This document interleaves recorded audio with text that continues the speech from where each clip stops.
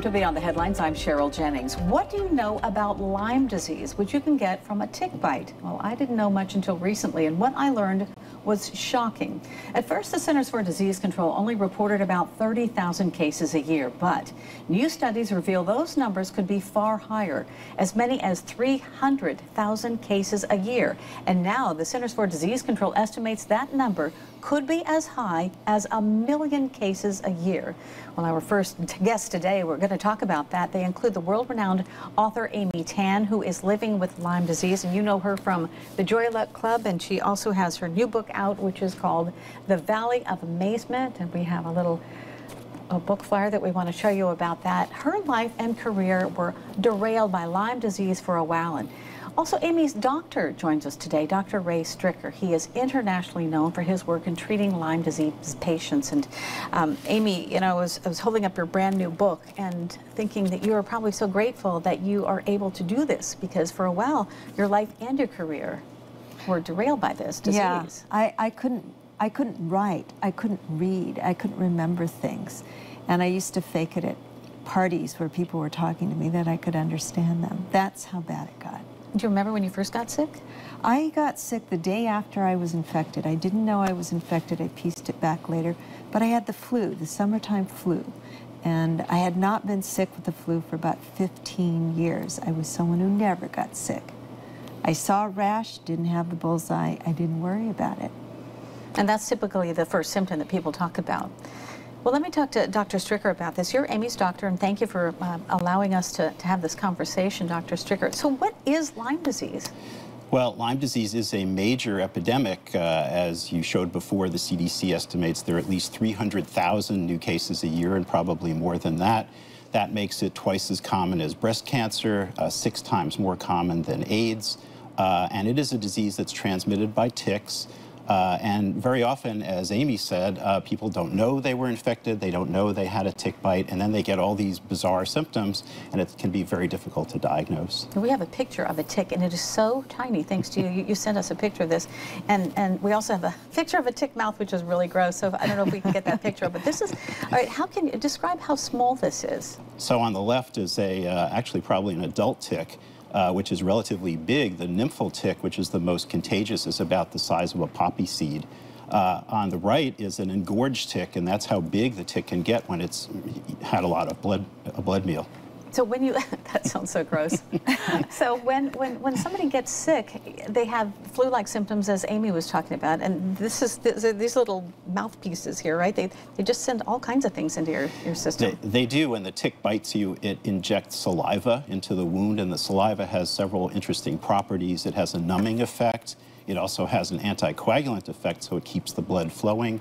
And then it can also suppress the immune response so that the tick can stay there for hours, literally, and feed and transmit Lyme disease. Amy, when you got sick and you thought you had the flu, you started going to doctors over and over again. 10 of them, actually. I had so many different symptoms, and this is the problem, is that people don't know what to treat. They are looking only at one symptom. I had joint problems. I had insomnia, sleep disorder.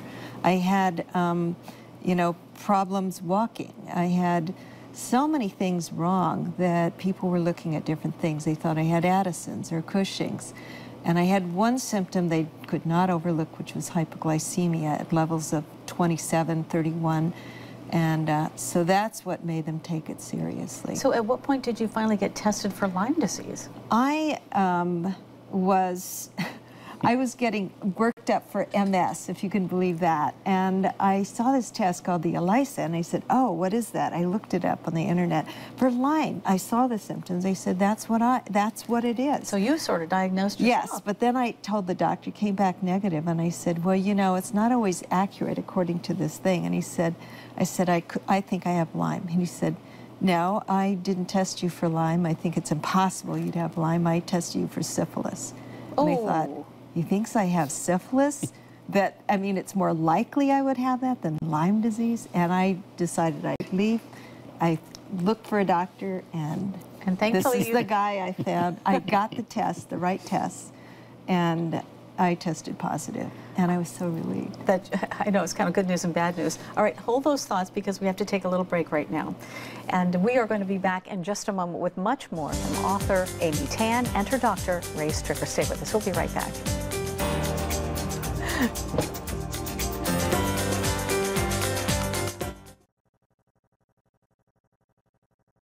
Welcome back to Beyond the Headlines. We are talking about the silent epidemic of Lyme disease. World-renowned author Amy Tan is living with Lyme disease. Her doctor, Ray Stricker, is the man who guided her into the proper treatment. And I know that this is a mutual fan club here, which is great. So I'm getting a really good education. Amy, I know that you have long-term effects from Lyme disease. You've had it for how many years? I've had it, well, Lyme disease for 15 years. And I discovered over that period of time, some of my symptoms were going to be permanent. One of them is neuropathy in my feet, which affects my balance, and it was painful for a time until I discovered I needed a certain kind of medication for epilepsy, which is something I also developed through Lyme disease, through lesions in my brain. So I can't drive, but I never like to drive anyway. And I can do almost anything I want now, but I still have Lyme disease. Yeah, and so it's going to be with you for the rest of your life. I'm hoping that this guy here is going to come up with something. He and his doctors are they're going to develop a cure. Well, let's talk about this. Dr. Stricker, you want a Manhattan-type project for this because it is so pervasive. It is so pervasive. There's so many people who have this disease. It's been pretty much ignored by the funding agencies, the federal government. We really do need a Manhattan Project, the kind of thing that addressed AIDS and that created all these wonderful treatments for AIDS. We need the same thing for Lyme disease. We need national legislation to promote this kind of research that will develop better treatments for the disease. And you want better testing, too. Much better testing. Unfortunately, the commercial tests that are available are just terrible. They miss more than half the patients of Lyme disease. In contrast, the testing for AIDS picks up more than 99% of HIV patients. So Lyme testing is just terrible, and we need better testing. All right, and Amy, now that you have been tested, you know what you have, and you're grateful that you have a diagnosis. You don't measure life, and I love this quote from you, you don't measure life by the things you can't do anymore. And you did something, we're going to show some pictures of something you did. This was amazing to me, with a picture of you swimming with gigantic sharks. I discovered that as my health started coming back, I was saying, I'm grateful for this. I'm grateful I can make my bed without being exhausted. I'm grateful that I can read, that I can write this paragraph. And it was through those incremental successes that I continued until I have this new definition of health. When you can do everything you want, or almost that, you're healthy. Wow. Maybe you may still be sick in that other way, but you have to look at your health that way too. You set up a foundation for kids too, Lyme Aid for Kids. Lyme Aid for Kids, because so many parents can't afford to get the tests done. They're kind of pricey because insurance in the past has not covered that. Mm-hmm. And Dr. Stricker, before we go, what sort of treatments do work for patients if you get diagnosed quickly and properly? Well, with early diagnosis, the antibiotic treatments often work, although not always. It depends on whether it's just Lyme disease or some co-infections that sometimes are also transmitted by ticks. But if the disease is missed, if it's not diagnosed early, then it can take a long course of antibiotics and different types of antibiotics to get people better. And that's really the challenge of treating this disease. And Amy, before we go, final thoughts on what you want people to do. I know that you're urging some action, right? I'm urging people to really check themselves out, use prevention, see the right doctors, get the right tests. Go to ilads.org, ILADS, for those doctors who are Lyme literate, to just keep at it. Don't give up, and look for those incremental changes. Seize your life back. All right, and Dr. Stricker, real quick. Again, we have this wonderful tool called the internet, and you can find out all kinds of things about Lyme disease on the internet, and I encourage people to seek that out. If they're not getting better, if they're not getting good treatment, that's the place you can get information. All right, thank you both so much for being here, for being so open about this disease. I know you're both going to get calls, but we really appreciate your advocacy on this. All right, and we do have to take a break. Coming up next, we're going to meet a mother whose 2 adult children are living with Lyme disease more than a decade after they were infected, and their powerful message for other families. So stay with us. We'll be right back. I feel like dying right now. It just hurts.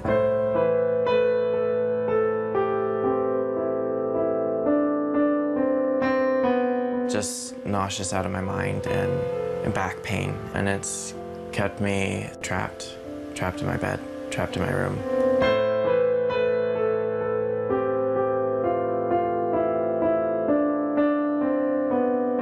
Nobody knows the horror of it.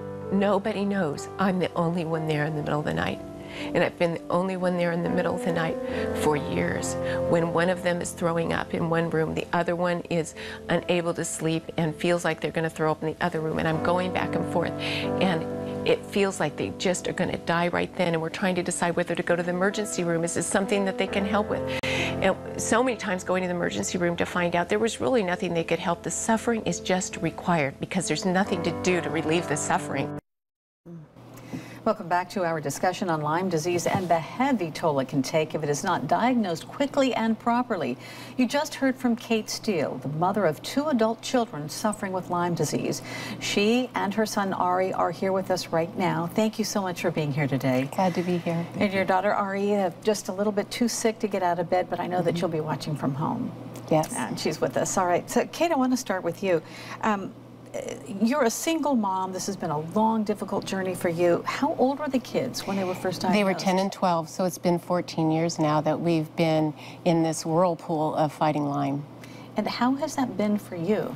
I mean, you're working 2 jobs, as I know. I work full-time, 2 jobs full-time, and because it takes 1 salary just to pay for the medical care and still go into tremendous debt to get the help that they need. And, you know, one thing I want to say is that I am glad to be the parent of these kids. I wouldn't do it any differently. And I think I have an opportunity to bring about some change by coming forward today. But it has been a nightmare. It has been morning till night, sometimes up all night, trying to arrange caregiving for them so I can go to work, days of not having caregiving and leaving coolers of food by their bedside because I knew they couldn't get to the kitchen to get food for themselves, and just not knowing what each day is going to take because things were staying the same with suffering but changing all the time in terms of the symptoms and not knowing where to get help. And Ari, I want to talk with you before we move on to our next segment. You look great. You look wonderful, but I know this has been a struggle for you to get to be in this state of health. So take me back to that time when you were first sick. I think when I first got sick, we thought that maybe it was a cold and it maybe then I had a flu because the symptoms kept growing and not going away. Did you know you had a tick bite?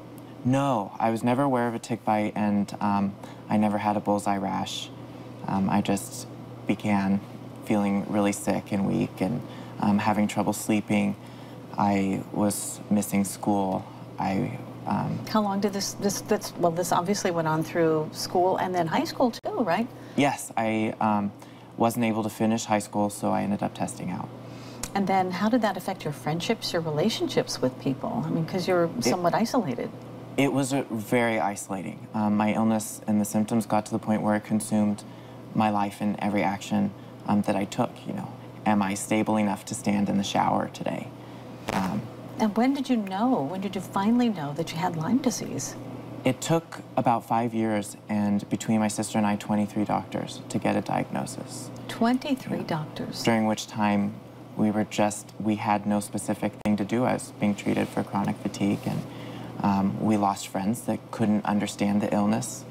You're just getting sicker and sicker. Mm-hmm. And then, Kate, how did you finally get help? Well, at the very beginning, I asked if it was Lyme, and I was told, no, we don't have Lyme in California. And then we were being treated by a doctor for, like Ari said, chronic fatigue. And finally, after 5 years, he said, they should be better by now. Let's test for Lyme. Oh. And so we ended up testing for Lyme, finding a Lyme literate doctor, and then started to open up possibilities for treatment. All right, I want to hold those thoughts right now because we have to take a little break right now. But we are going to be back in just a moment. We have so much more to talk about, including the reason Kate and Ari and Danny want to go very public about what happened to them. We'll be right back with more on the dreadful impact of Lyme disease and how you can get help. Stay with us. We'll be right back.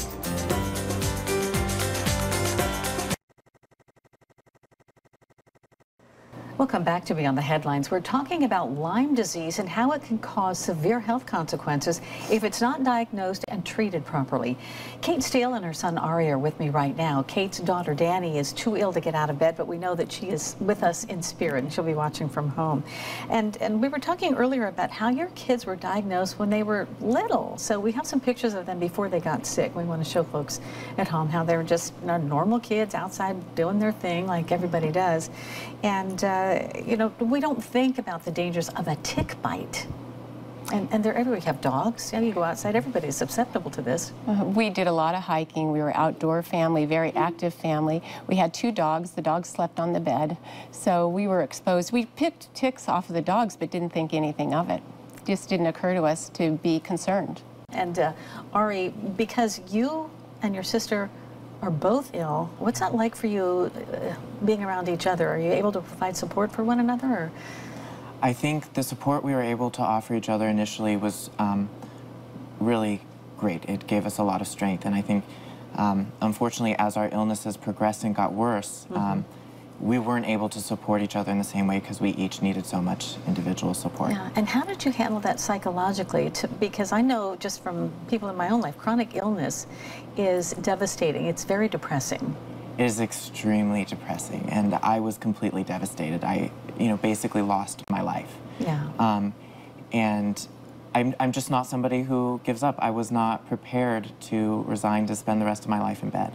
I wanted to be well, and for me, there really wasn't another option. And so through my faith and the incredible support that I had, I kept trucking and looking for new treatments and new information. And I want to talk about that in just a moment, but I want to talk about Danny and how she's really struggling. We have some pictures of her, and then she seems like she's in constant pain. She is in constant pain, and it's not even describable what it's like. She has had a very different course of her illness than Ari because she wasn't able to handle a lot of the treatments because she had allergic reactions to medications. So her trajectory has been very, very different. And there we go. Now, she looks really good here. But I know that in the video, she's just, she's got the mask on, the happy face for the camera. You got treatment for both kids, but at one point you were so desperate that you actually sent them to India for stem cell transplants. We had exhausted everything here, and they weren't getting well. And Danny's doctor said, you're going to walk in and find her dead some morning. You've got to do something. We had seen some positive outcomes from embryonic stem cell transplant. It doesn't heal the Lyme, but it can heal the devastation that the Lyme has caused in the body. So I did a lot of fundraising, went into a great amount of debt, and with the help and support of a lot of people, both Danny and Ari were able to go to India. Ari went twice, and Danny's only gone once, and we're still hoping for her to be able to go. Now, she's bedridden, and Ari, you are up and walking around, and so what was this treatment like for you? I mean, what do you remember about how you felt the first time and then the second time compared? The first time, one of the first things that I noticed is my back pain had begun to dissipate, and I had been chronically uncomfortable. I had difficulty sleeping, and kind of by the second trip, I had a lot of trouble moving around, riding in the car, and by my second trip, I was riding on rickshaws in India, which I had never thought I'd be able to do because of the jostling. And now, so you're going from complete depression to having a life in a foreign country. Tell me about that emotionally. It was a profound experience. I think I had my first full day of activity in New Delhi. And how many years after you'd been so sick? I think 12 years. I had not been able to be up for a full day and interact with people and be active, so that was profound. So it'll always be kind of a special place in my heart for where I experienced that first kind of taste of health that I had forgotten what it felt like.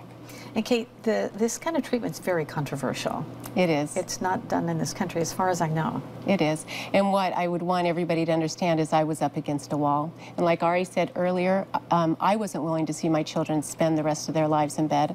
I know that suicide is a real possibility for Lyme patients. I don't think my children were actively suicidal, but it's not a life. It's not a life to lay in bed and be in pain and throw up and be nauseous out of your mind and hot and cold sweats and not be able to think and not be able to read. That is not a life. And I was not willing to settle for that for my children. So I was willing literally to go to the ends of the earth to try everything possible. And Ari's sitting here next to me today. We could plan to be here today. That is amazing. There was a time when I could never plan anything. And Ari, why do you think you have improved so much and Danny has not? You know, I've been really fortunate in that my body, my liver, have been able to really just handle a lot of the antibiotics. And she's had, unfortunately, a lot of allergic reactions that have caused a lot of other complications. And also, I was able to receive 3 rounds of the stem cell treatment, and she was only able to do 1, and she's too sick now to travel, and it requires a lot of resources that we don't have. And I know that you have some websites We do. where you tell your story, and I know people probably want to share their stories with you. So we have some banners that we want to share with people about. It's called Help Ari and Danny, right? Yeah. Yes. And that's where we found the video of this journey. It's just amazing. Ari, how are you doing now? You're in school, right? Yes. This last quarter was actually a pivotal quarter for me, and I was able to do full-time classes. That was all I did, and it took a little bit of a toll on me. I'm now taking kind of some antibiotics just to curb any sort of relapse. But you're moving forward. I am much better. Wow. Not 100%, Yeah. but I have a life now. Oh, that's so exciting. I'm able to think and... You are able to think again, which is great. And Kate, you're a psychotherapist. Yes. And now your business is pretty much turned into Lyme It patients. didn't start out like that, but I've gotten referrals over the years, and 90% of my clients now are Lyme patients and their families. The families need a lot of support too, because it takes everything you have to take care of somebody with Lyme. And before we run out of time, we have about 15 seconds. All right, what's your thought for people at home who are watching you? There is hope, and support is so important. And I wouldn't have gotten where I am without a ton of support. Yeah, so don't give up. And don't do it on your own. Kate, final Yeah, thought. just for families and friends to hang in there, because people cannot do it on their own. All right, thank you for being here. I appreciate your sharing your story so openly. All right. Thank you. And they are real inspiration to everybody at home. So a big thank you to all of our guests today. And we have so much more to learn about this horrible Lyme disease. So we have posted some resources for you online so that you can get help if you know somebody who needs this resource. Go to our website, abc7news.com/community. And we're on Facebook at ABC7 Community Affairs. And I invite you to follow me on Twitter at CherylABC7. I'm Cheryl Jennings. Have a great week. We'll see you next time. Bye for now.